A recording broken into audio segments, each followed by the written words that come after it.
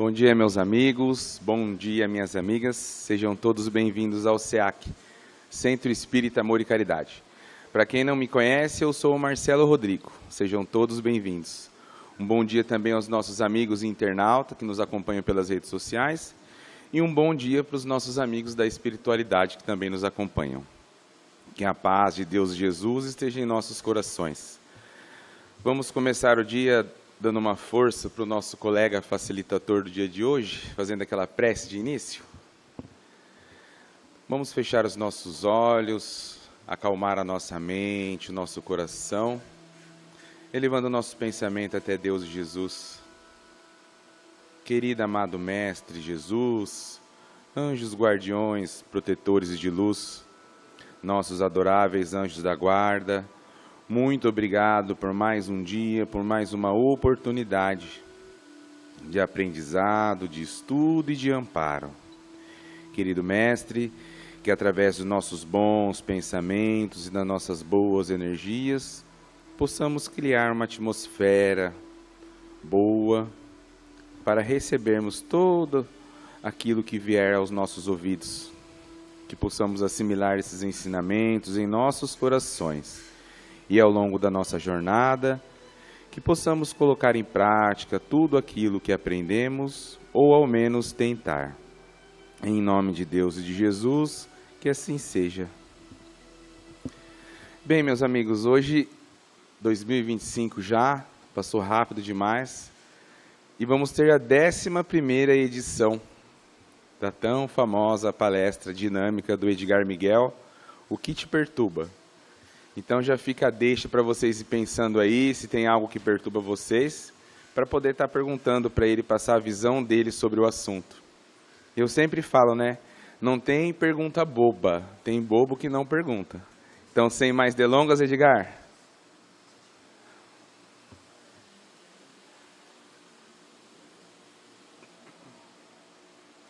Você quer ficar com ele? Você quer ficar com ele? Continue falando isso.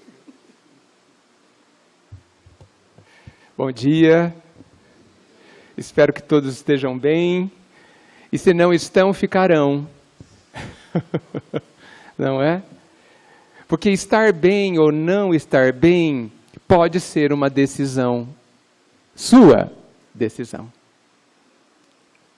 Eu não estou falando fisicamente, eu estou falando como a gente percebe as questões físicas e as questões da vida.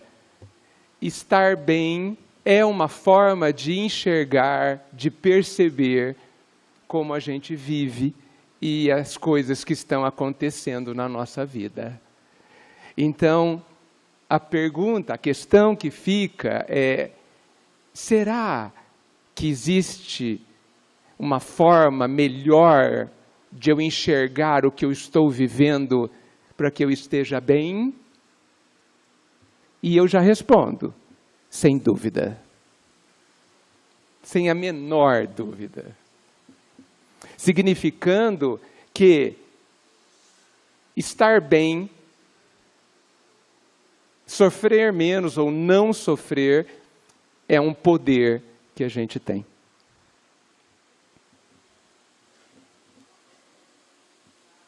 Eu vivo falando isso, inclusive para mim mesmo, é claro. Né? E eu percebo que a maioria de nós não acredita. É uma frase bonita, né? Temos o poder de, mas a gente não acredita. E se a gente não acredita, não funciona.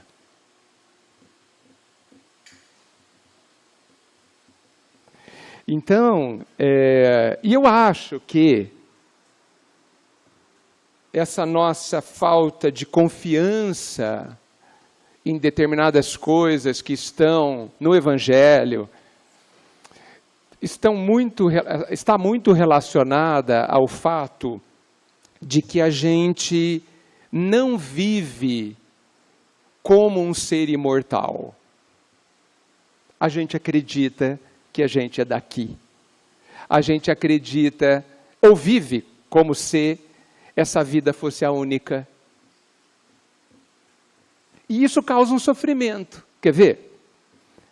Então, digamos que você tem uma doença incurável. Não vai te matar, mas é incurável, trazendo limitações importantes para o seu viver. E aí você pensa assim, eu vou passar a vida inteira com esse problema. Não, não vai. Vai ser só 30, 40, 50 ou 70 anos. E eu não estou sendo irônico. É só 70 anos. Para alguém imortal, um suspiro de tão rápido. Mas se você entender, se você não estiver entranhado neste conceito, você sofrerá 70 anos. Aí é bastante. Mas se você se enxergar imortal, em pleno processo de autoeducação, você vai ver assim, puxa, estou numa grande oportunidade de ser feliz. Pronto, mudou tudo. E aquela coisa terrível virou oportunidade. E aquele peso imenso que você mesmo colocou sobre a situação ficou leve. E eu penso que essa forma de ver está completamente relacionado ao que o Cristo disse quando ele disse, comigo o jugo é leve. Dizendo-nos que ao compreendê-lo e ao incorporar essa compreensão na nossa forma de pensar, de sentir e de ver, viver aqui fica muito mais leve, muito mais suave. Por isso que é uma escolha. Sua escolha. Ah, mas eu não me conformo. Ok. Você está escolhendo não se conformar. Sofrerá. Ah, mas eu quero de outra forma. Ok. Tem todo o direito, mas sofrerá. Porque normalmente não será como a gente quer. Será como a gente precisa que seja, em nosso benefício, mesmo que a gente não concorde. Da mesma forma que a criança quer brincar aos 4, 5 anos, e você a obriga a ir para a escola, se esforçar, ter disciplina, aprender. Ela não quer, ela chora e sofre, mas ela vai. E depois te agradece. A vida faz assim com a gente, porque nós nós nos comportamos como crianças, mimadas, infantis, cheias de mimimi, fazendo drama. Claro que eu sempre digo que há exceções, evidente. E nós podemos sair dessa situação a hora que a gente quiser. Só isso, gente, muda a nossa vida. Isso é de um poder de transformação assim brutal, imenso. Só isso. Só isso. Abrindo portas para tantas outras considerações e tantas outras facilidades de transformação, porque a partir disso as coisas começam a ficar mais fáceis. Mas eu sei como é difícil, sei em mim como é difícil incorporar a imortalidade na nossa vida, na nossa forma de pensar, de ver e de viver. Por quê? Porque não estamos acostumados, educados a isso. A gente entra no personagem ao encarnar e acredita imensamente nele. O cenário aqui é bem realista. E a gente acredita. E é tudo cenário, que assim vira pó. Dizem que as aparências enganam. Sim, todas elas. E a gente insiste em acreditar nas aparências, perdendo a chance de ver a realidade que o Cristo nos coloca. Ah, mas a realidade é dura. Você quem está dizendo.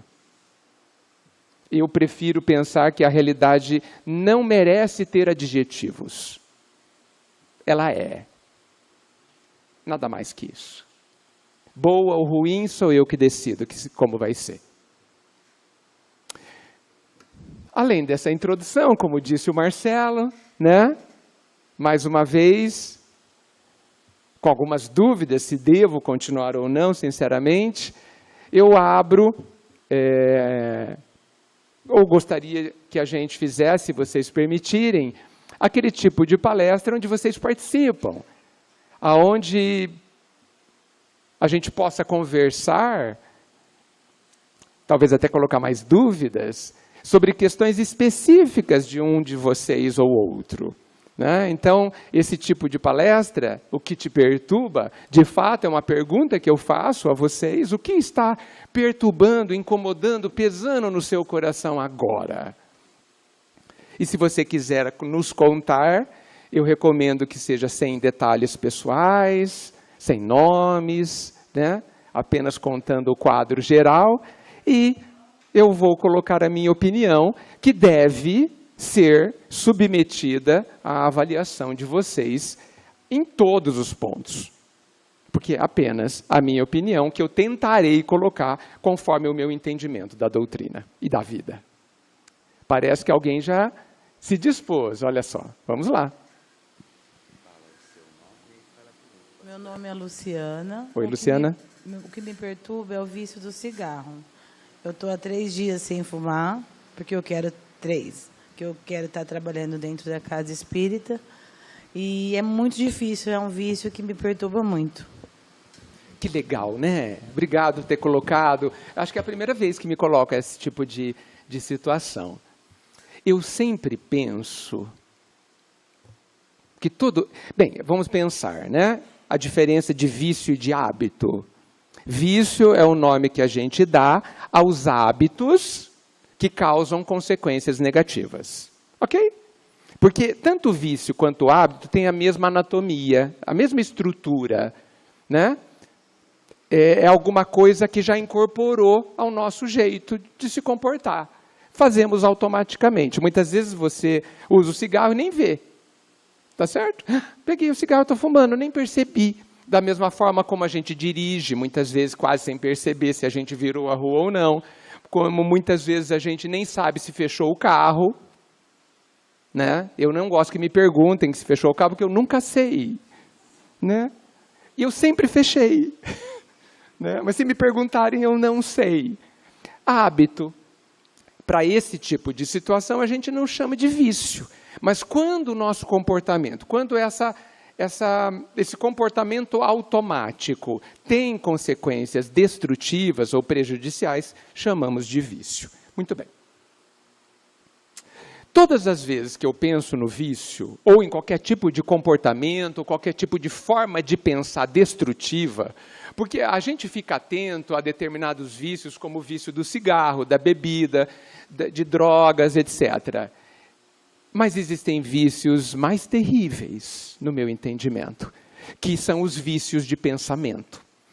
Nós somos todos viciados, com exceções, claro, em pensar de uma forma muito destrutiva.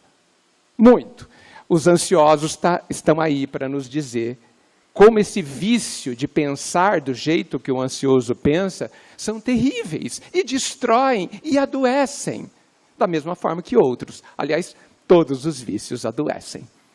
E eu penso que uma coisa importante para se pensar quando a gente pensa no vício é: será que eu, que tenho esse comportamento, gosto de mim? Me parece que esse é um... Eu gosto muito de começar a pensar no vício por aí. Gosto de mim. É possível que você, tomando a decisão de largar o vício, esteja atuando no ponto gosto de mim. E não quero mais fazer o que me prejudica, o que me faz sofrer. O se não faz hoje, fará amanhã. Gosto de mim. Amo-me. Os ansiosos gostam de si.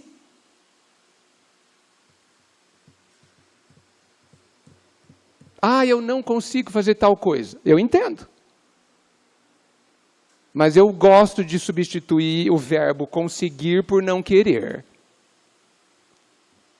Porque eu só faço o que quero. Muitos não concordam comigo, eu sei. Mas 100% das pessoas presentes aqui só fazem o que querem. Eu não concordo com aquela historinha que disse, não, eu sou obrigado. Não é. Se você fizer, você vai presa. Se você não fizer, vão te matar. Não, então você é livre para decidir. Até se te prenderem, você é livre. Até se te matarem, você é livre. Então, todas as vezes que a gente já entende que alguma coisa nos prejudica e eu faço, se eu fortalecer o gostar de si mesmo, eu estou fortalecendo o impulso e a energia e a minha vontade de mudar o meu hábito negativo, que eu chamo de vício, para um hábito melhor, ou extinguir esse hábito que me parece mais difícil. Então, existem técnicas para isso. Você não precisa tentar essa tarefa sozinha. Existem livros sobre isso, existem métodos sobre isso, existem profissionais que te ajudam. Muitas vezes nós precisamos de uma ajuda química, né? Muitas vezes, depende de cada um, é mais fácil você parar aos poucos de você parar de uma vez só. Cada um é cada um, né? Nós precisamos nos conhecer um pouquinho ou procurar a ajuda de um profissional para nos auxiliar, muitas vezes em qualquer tipo de interrupção de vícios, né? Então, eu vejo a questão que você colocou como sendo algo extremamente positivo. Parabéns por ter tomado essa decisão. Ao vencer o vício, você está fortalecendo muitos músculos internos. E especialmente o amor por você mesmo. E especialmente a vontade. A vontade é uma força. Eu gosto de separar vontade e desejo. Parece que é a mesma coisa, mas eu separo. Desejos são impulsos, são muitas vezes coisas automáticas. E a vontade é a sua decisão final. Por exemplo, eu posso dizer para vocês, não é verdade, mas eu poderia dizer que hoje eu estava com muita preguiça de levantar da cama. E meu desejo era ficar lá. Mas eu decidi levantar, tomar banho, tomar café e estar aqui. Quem decidiu? A minha vontade. Então, e se você observar, Emmanuel especialmente fala muito sobre a vontade. No livro Pensamento e Vida dele, existe um capítulo onde ele traça de uma forma muito interessante a questão da vontade. Então, você está com uma ótima perturbação. Você está desenvolvendo um trabalho de transformação íntima extremamente importante para a sua vida. E não só em relação ao vício do cigarro, mas em relação a todas as futuras ou atuais dificuldades aonde a sua vontade será necessária para vencer. Aonde o seu amor por você, em estando fortalecido, vai facilitar as suas conquistas. Então, prossiga. É possível que você tenha recaídas, mas isso não é importante. Isso não quer dizer que você é incapaz, que ninguém é incapaz. O segredo dos que triunfam é começar sempre de novo. Os segredos dos que estão de pé é terem levantado todas as vezes que caíram. Este é o segredo. A queda não significa inferioridade, nem significa incapacidade. Significa que eu não estou pronto ainda. Significa que eu não arregimentei, que eu não recrutei todas as questões íntimas que eu deveria e que eu farei amanhã. Então, caí, pois se levante. Errei, pois se levante para acertar. Com um novo empenho, com novos propósitos, analisando Porque caiu. Por que caiu? Porque senão eu não aprendo com o erro. E o erro talvez só sirva para isso. Para me mostrar que eu não sei. Mas que eu posso aprender. Então, parabéns, você está fazendo uma coisa importante para você e para todo mundo que te observa. Porque se você conseguir, você vai estar fortalecendo outros que não conseguem e vão dizer assim, se ela pode, eu também posso. Então você está ajudando a muitos que te observam. E acima de tudo, ajudando a você mesma. Parabéns.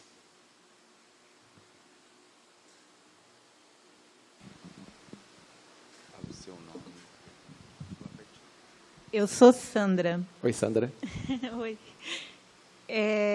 Eu queria... O que me perturba é não ter convicção no futuro. Mãe foi embora, pai foi embora. Meu marido tem uma doença progressiva. E eu me sinto só. E eu queria saber como acreditar que tem uma vida depois dessa. Como que eu consigo entender isso? E é isso. Eu sei da historinha lá da lagartinha que vira borboleta, e isso, eu sou muito científica, então é difícil eu acreditar, mas isso, eu penso muito nisso. E eu queria saber como acreditar, como ter certeza. Sandra, o que precisaria acontecer para que você acreditasse?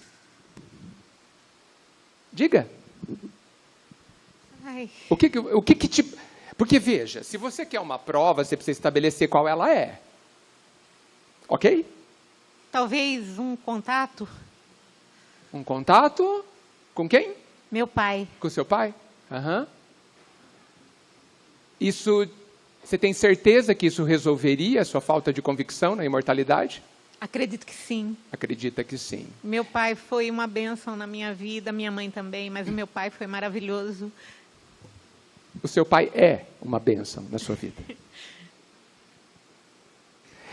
A bondade do pai diz que quem procura, acha.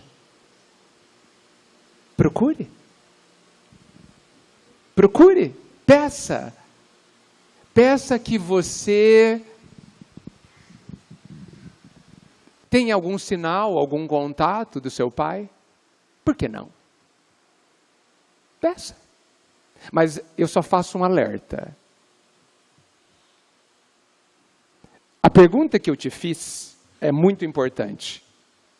Porque eu conheço pessoas que pedem um sinal e os têm e continuam sem acreditar. E pede outro, e tem, e outro, e 10 sinais, e continuam a acreditar. Para essas pessoas não há provas suficientes. Porque acreditar também é uma decisão. Entende?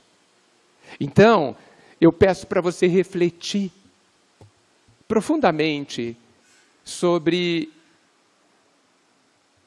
essa prova que você, esse sinal que você pede. Há grandes chances de você ter esse sinal. Se a vida entender que esse sinal te basta, é possível que ele ocorra em algum momento, não sei precisar quando, né? Mas no começo eu disse que todos nós temos situações na nossa vida que são necessárias a nós. A situação de não crer é também necessária para muitos de nós. Por que não creio? É importante pensar isso, né? Você diz que você é racional ou exata? Eu não percebi bem. Sim? Pasteur disse assim uma vez: pouca ciência nos afasta de Deus, muita nos aproxima. Então, é bem interessante. Mais leitura para procurar coerência, sabe?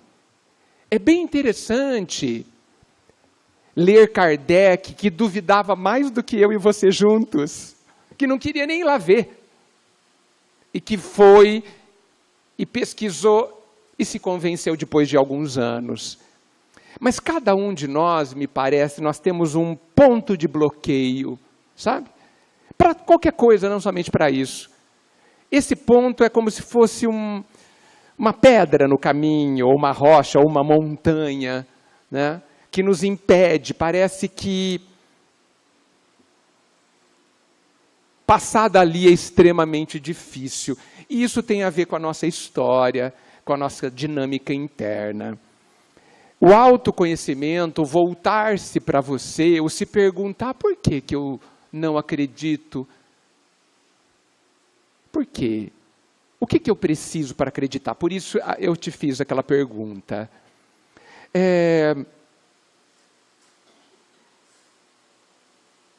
Peça nas suas orações. Existem possibilidades de sonho extremamente realistas. Existem cartas psicografadas. Existem N possibilidades aí. Mas, eu insisto, nós temos que estar abertos a isso. Porque senão a gente lê a carta e duvida.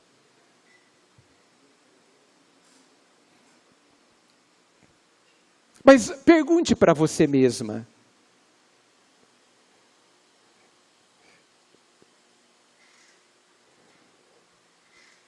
Se faz sentido não haver outra vida. O seu ser profundo sabe essa resposta. Nós sabemos, só que o barulho da vida aqui encarnada nos distrai de uma forma terrível. No livro Voltei, do Chico, do espírito irmão Jacó, em algum momento, ele era um espírita que desencarnou, um livro que eu recomendo demais. Em algum momento do final do livro, ele diz assim, chorando numa prece, ó Senhor, por que eu não fiz bastante silêncio dentro de mim para que eu conseguisse te ouvir? Nós fazemos muito barulho dentro de nós.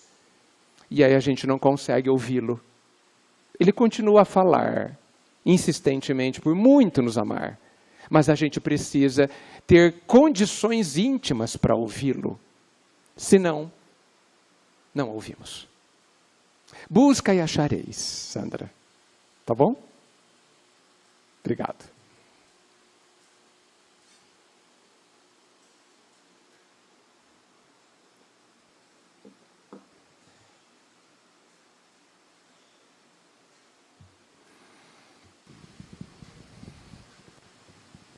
Seu nome, pertinho do microfone. Pode falar seu nome.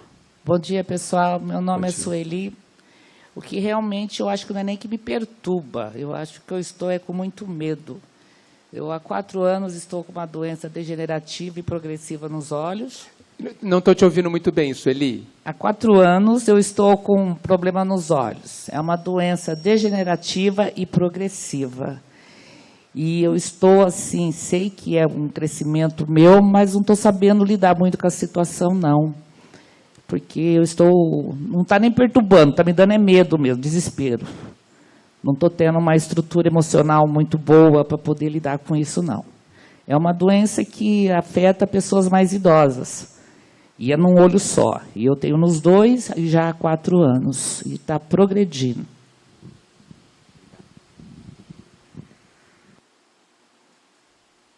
A vida é curiosa, né?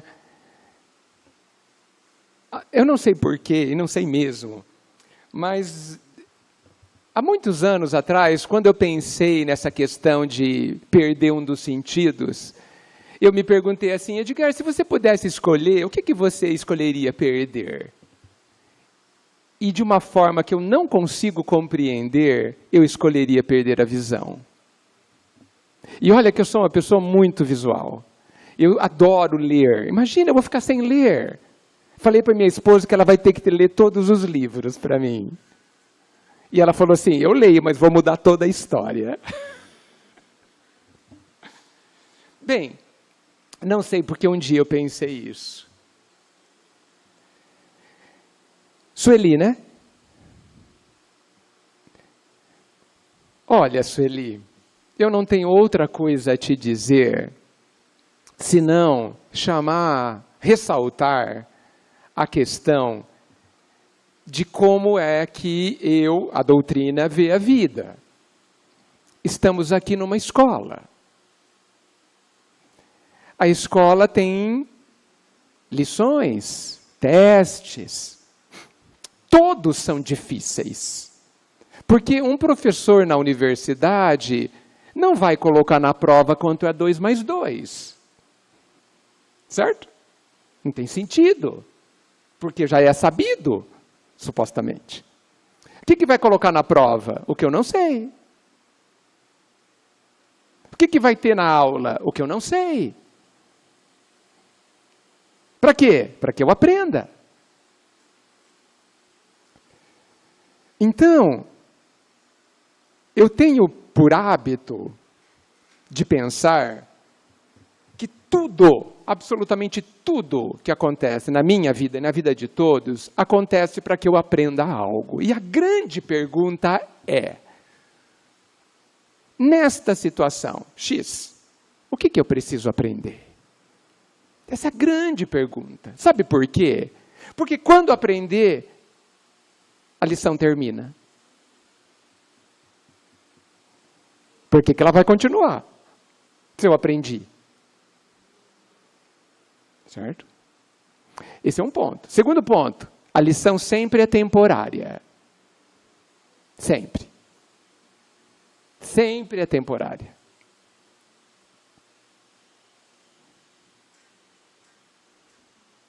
Uma vez conta-se que o Chico Xavier estava numa situação bastante difícil, coisa normal da vida dele, inclusive, e ele virou para Emmanuel, Emmanuel, eu quero um conselho de Maria, só de Maria.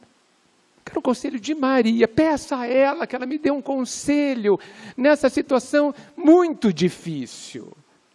Emmanuel falou, tá bom, vou pedir. Passaram-se semanas e Emmanuel volta. Maria te deu um conselho. Sério? Ótimo. Me diga. Isso vai passar.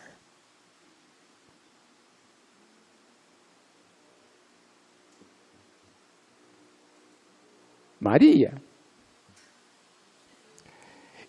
O seu medo é extremamente legítimo. O que a sua vivência está causando transformações na sua vida. Nós costumamos ter medo de todas as transformações da nossa vida, infelizmente. Tá certo? Você olha para o seu dia a dia e fala, gente, como vai ser? E não sabe. Por que não sabe? Porque se desconhece. Porque não sabe dos seus poderes, das suas capacidades de adaptação, que são brutais, gigantescas, imensas. Mas como você nunca fez, tem medo porque não sabe como será. Está tudo certo. Eu considero esse medo, talvez, muito comum, adequado. Tudo bem ele estar aí. A grande questão, Sueli, é o que você faz com o medo. A grande questão é o quanto você aceita a realidade. Quando eu falo aceitar, eu não gosto dessa palavra, mas faz anos eu procuro outra e não encontrei. Porque parece o aceitar, quando a gente fala, parece uma coisa passiva, e não é. Aceitar, no significado que eu estou dizendo, é escolher concordar com a realidade. Vou repetir. Olha só, eu tive que usar uma frase imensa e complexa para expressar uma palavra que talvez não exista ainda, ou eu não saiba. Essa aceitação que eu me refiro é você olhar para a realidade e escolher concordar com ela. Escolher olhar frente a ela e falar, sim, você está na minha vida. Sim, eu vou ter que viver isso. Sim, isso está acontecendo. De frente. Ah, mas eu não sei um monte de coisa. É verdade. Mas você pode aprender tudo. Porque você é filha, nós somos filhos de Deus. Outro conceito que a gente não explora. A gente se acha um lixo, normalmente. Isso é uma tragédia. Como que eu vou fazer frente aos desafios da vida me achando inferior? Eu sou absolutamente contra alguém falar que alguém ou que si mesmo ou si é inferior. Não somos, nós somos ignorantes, sem a menor dúvida. Aprendizes, todo aprendiz é ignorante de uma série de coisas. Mas inferiores, não. Porque o metal, o material do qual nós somos feitos é divino. Então eu não aceito que a gente se autodenomine inferior, de qualidade inferior, ignorante. Tudo bem. Porque somos. E ignorância não é defeito. Ignorância é a ausência de conhecimento, de compreensão e de entendimento. Só isso. Fácil? Não, facilmente não. Possível de ser preenchido, essa ausência. E a vida é vivida para que seja preenchida com elevação, com conhecimento e etc. Mas inferior, não. Até porque inferior é sempre algo comparativo. Então, eu não consigo te dizer outra coisa a não ser que eu acho que você vai viver muito bem se você escolher concordar com o seu desafio. Escolher enxergar o seu desafio não como uma tragédia, porque não há tragédias. A grande tragédia é a nossa revolta. Esta sim é uma tragédia. A grande tragédia é nós querermos nos manter na nossa própria ignorância. Essas são tragédias. Mas as nossas vivências, todas com o intuito de nos trazer felicidade verdadeira, não são tragédias. Então, sob a ótica dessa visão do Cristo, eu só consigo ver que você e muitos de nós está vivendo uma experiência extremamente importante à sua felicidade. E que se você, ou melhor, quando você, porque eu acredito que você é capaz, quando você conseguir aprender o que essa lição te traz, você será mais feliz do que antes. E vai viver bem. Porque você não são os seus olhos. Muito mais do que isso. E que você pode ver mesmo sem os olhos. Porque muita gente, a maioria de nós, com os olhos, não enxergamos coisa alguma. Muitas vezes eu penso que algumas pessoas perdem a visão, porque a visão dos olhos só enxergam para fora. Existe um olho que enxerga para dentro. E muitas vezes nós precisamos que o olho que enxerga para fora se feche, para que o olho que enxerga para dentro se abra. E olha, a felicidade está em olhar para dentro. Você é capaz. Obrigado.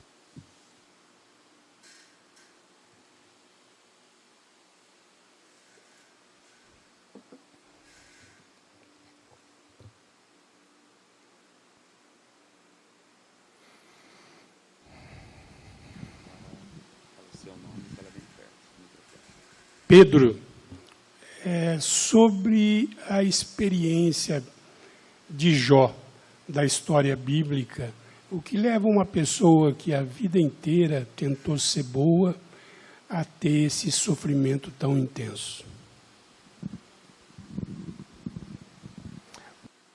Deixa eu ver se eu entendi o ponto central da sua questão. Por que uma pessoa que sempre quis ser boa sofre? É isso?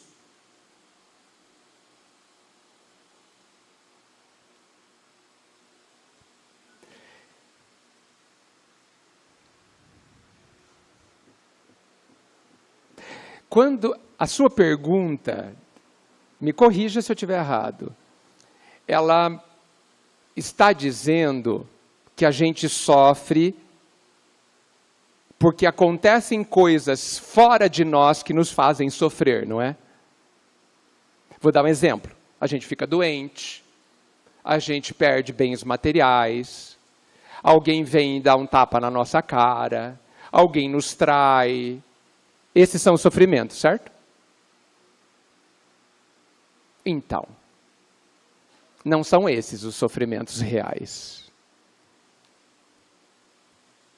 Esses não são os sofrimentos reais, gente. Os sofrimentos reais é como eu percebo isso.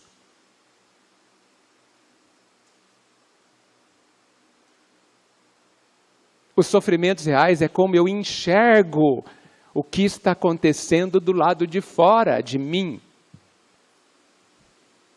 Jesus veio inverter essa lógica. Ele veio dizer, bem-aventurados os aflitos. E aí, como fica? E aí? Ele veio dizer que os riquíssimos são os que sofrem. E aí? Por que a gente continua fugindo da dor? Porque a gente precisa interpretar isso que está colocado. As vivências do mundo exteriores, aquelas que eu citei, por exemplo, não são as causadoras do nosso sofrimento. Por quê? Se os grandes espíritos encarnados na Terra viveram situações assim e não sofreram. Agradeciam, prosseguiam, faziam bem. O Chico teve uma vida difícil. Angina, dor no olho, etc, etc, etc, etc. Foi maltratado quando criança, uma certa pobreza, calúnia, denúncias, traições em família, incompreensão familiar. A lista é extensa. Perguntavam para ele, você é feliz? Extremamente feliz, só tenho a agradecer. E aí? E aí? Ele fez o bem. A consequência do bem foi o mal? Não. Não. Essa é a nossa humana interpretação. Porque a gente ainda está negociando com a vida. Olha, Deus, eu vou fazer caridade sábado e domingo.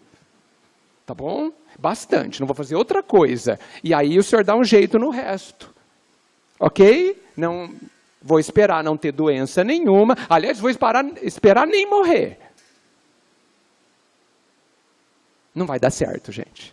Porque não é assim que funciona. Porque a gente continua com aquela ideia pré-Cristo de que o mal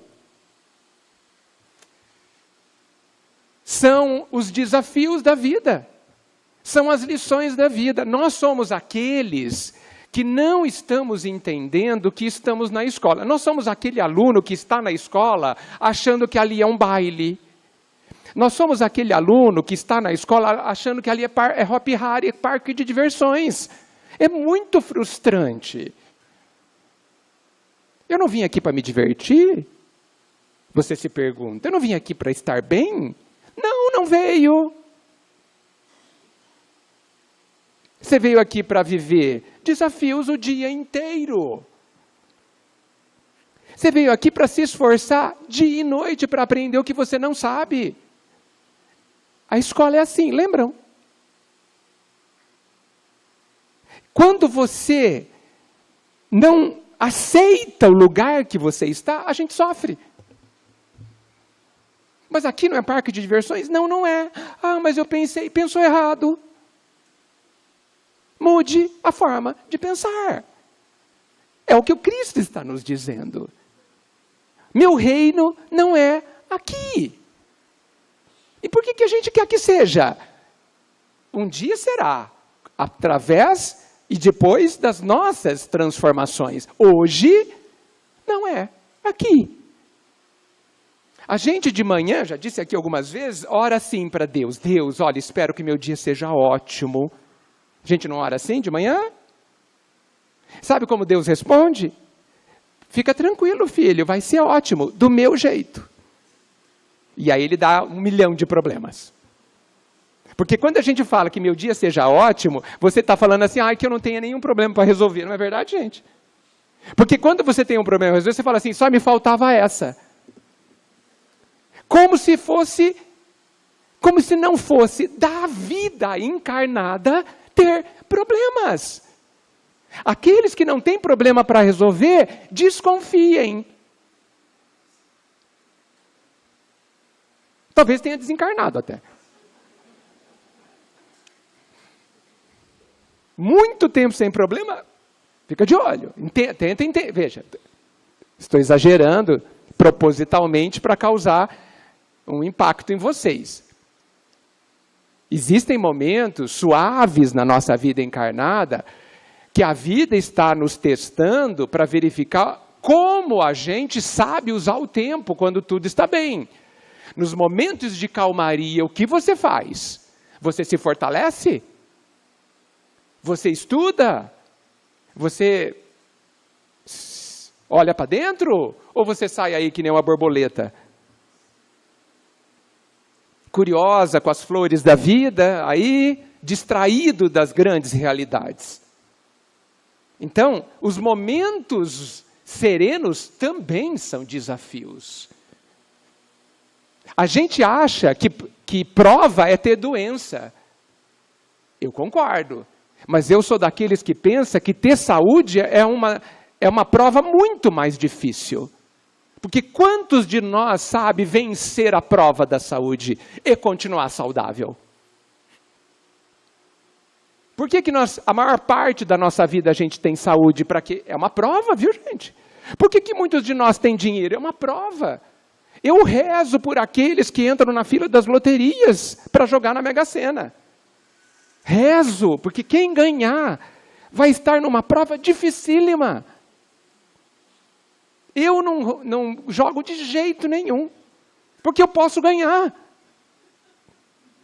E eu já falei para Deus que se Ele quiser me dar dinheiro, Ele que se vire. Porque eu não vou facilitar. Porque eu não sei se eu vou me dar bem nessa prova. Porque é possível que muito dinheiro me leve para o abismo.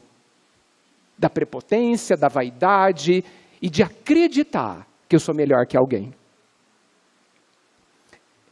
É uma prova dificílima ter dinheiro, ter saúde. E a gente acha que é bom.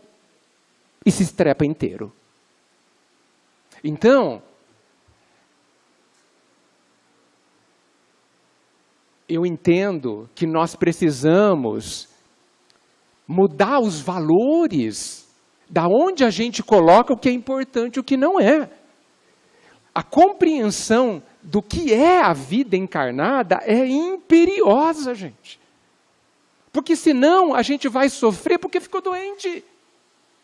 Vai sofrer porque alguém não é como eu quero. Vai sofrer porque perdeu o emprego. Vai sofrer porque... Sendo que são situações absolutamente necessárias ao seu desenvolvimento na direção da felicidade.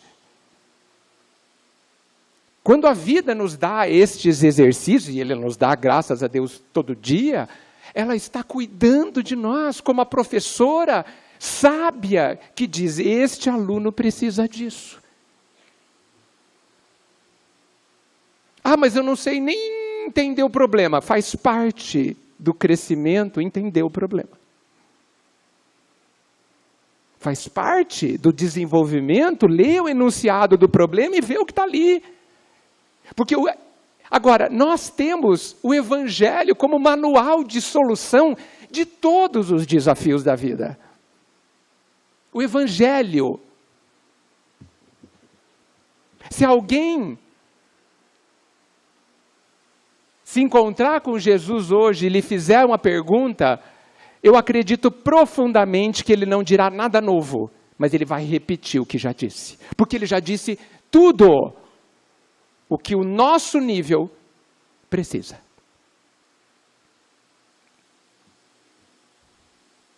Então, as grandes tragédias estão dentro de nós. Nenhuma fora. Eu acho que a palavra tragédia não está no vocabulário divino. Ele chama tudo isso que a gente chama de tragédia de exercícios. De desafios importantes, salutares e necessários a todos nós. Só que quando a gente chama de tragédia, que é uma escolha, a gente sofre. E, pior, a gente estabelece uma muralha de entendimento. Porque se é uma tragédia, eu tenho que ficar longe. Sendo que eu preciso daquilo. Preciso. Eu não estou dizendo que a gente não deve procurar cura. Que a gente não deve procurar a medicina. As cirurgias espirituais. Não estou dizendo nada disso. Porque a misericórdia divina é imensa. Mas não vamos nos esquecer. E a gente adora esquecer isso. O nosso corpo morrerá. A única cura verdadeira é do ser. E nós temos nos recusado a nos curar de verdade. Completamente absorvidos, completamente preocupados em só curar o que vai apodrecer.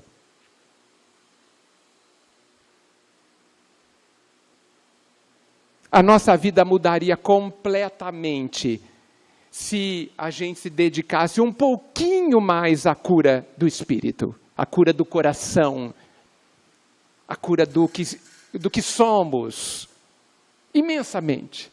Só que a gente gasta anos atrás só da cura do corpo, que morrerá.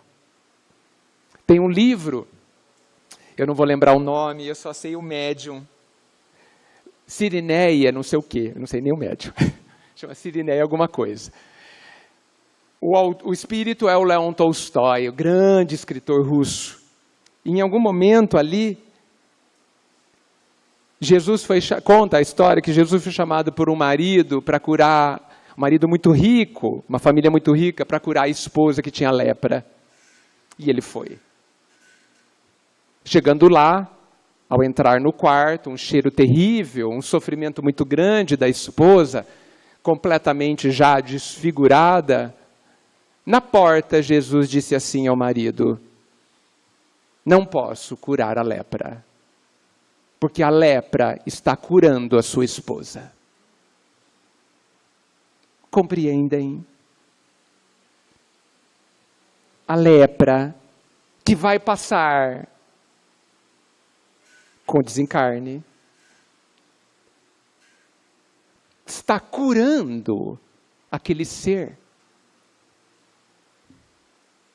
E Jesus, por amor a ela, não tirou a lepra. Da mesma forma que os pais, nós aqui, encarnados, extremamente imperfeitos que somos, obrigamos as crianças a irem para a escola, mesmo que elas sofram por incompreenderem. Obrigamos as crianças a tomarem remédio, mesmo que seja amargo, mesmo que elas gritem, esperneiem. Obrigamos a tomarem injeção, mesmo que elas sofram com a picada, com a dor do remédio, porque sabemos que é um ato de amor.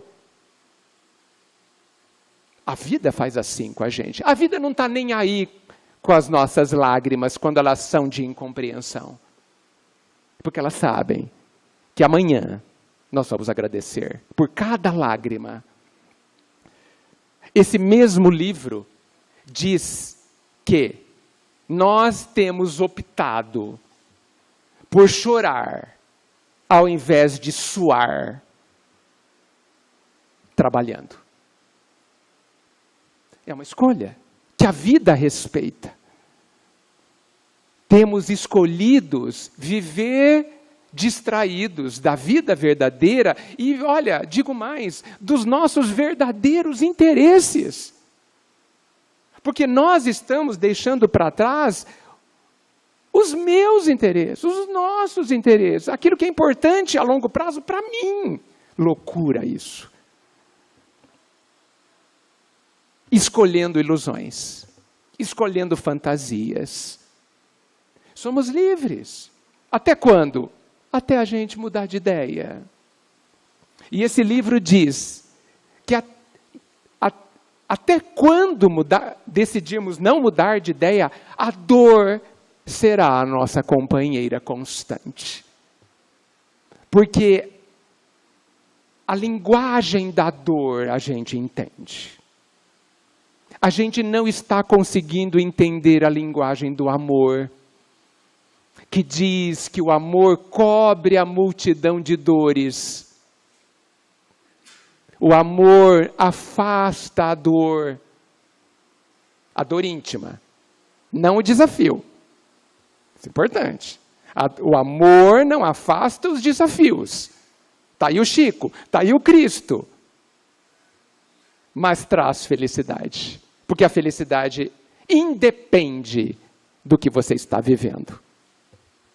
E na nossa ilusão profunda, propagada aos quatro ventos nas redes sociais, diz que a felicidade é um lugar, é alguém, é algo. Eles podem dizer o que quiserem, e isso é responsabilidade deles. Mas é nossa responsabilidade a minha escolha. Por isso que a vida é justíssima. Porque Jesus declarou essa lei do esforço, da justiça, do equilíbrio, quando disse que cada um terá segundo o que pensar, o que sentir e o que fizer. Cada um colherá exclusivamente o que plantou. Ninguém colherá por você, nem plantará por você. Então, que tal a gente parar de chorar e começar a suar? Suar é trabalhar em prol de si mesmo, no esforço profundo de enfrentar os desafios, como reconhecendo os seus, bons para você. Aí a vida é ingrata, não é. Você tem o remédio que te cura. É a lepra, é a diabetes, as grandes doenças crônicas e os limites físicos são grandes e importantíssimas lições, porque vão nos retirando coisas que são pouco importantes para a vida eterna. E a gente chora porque dá excessiva importância ao que não é importante. Olha que aprendizado tem aí. Tudo que me tiram é importante. Tudo que a vida nega é ajuda. E tudo que a vida te dá em abundância é prova. Cuidado com as abundâncias. Saiba usá-las, para que não te aconteça coisa pior, como diz o Evangelho. Jesus nos abençoe. Muito obrigado.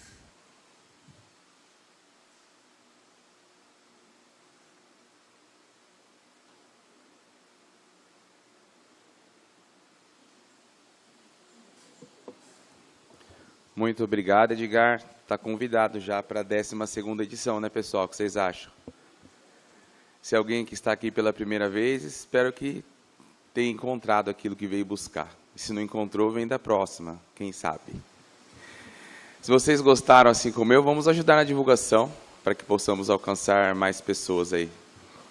O Edgar estava falando no começo que ele estava meio em dúvida se ele continuava ou não com essa palestra dinâmica de perguntas e respostas, né? E veio na minha cabeça que essa palestra talvez se assemelhe quando estamos num dia um pouco difícil, complicado, naquele que a gente abre o Evangelho assim, sabe? E vem a mensagem que a gente precisa.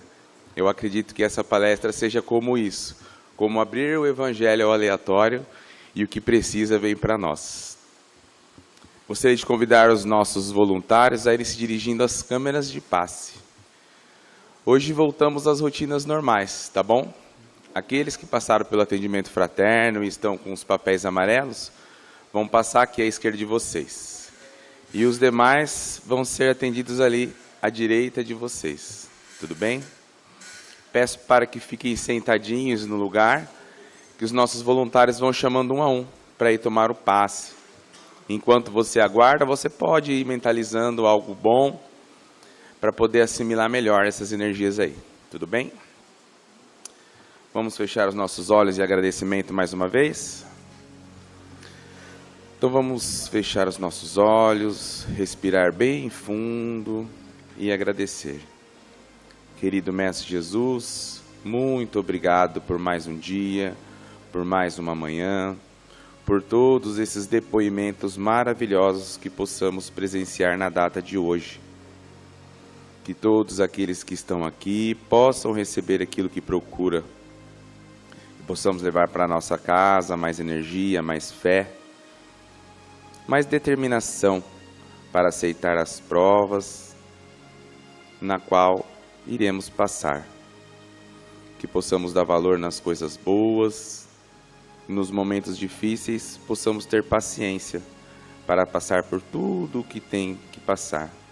Como o nosso amigo Edgar disse, às vezes o remédio para a cura pode ser a própria doença.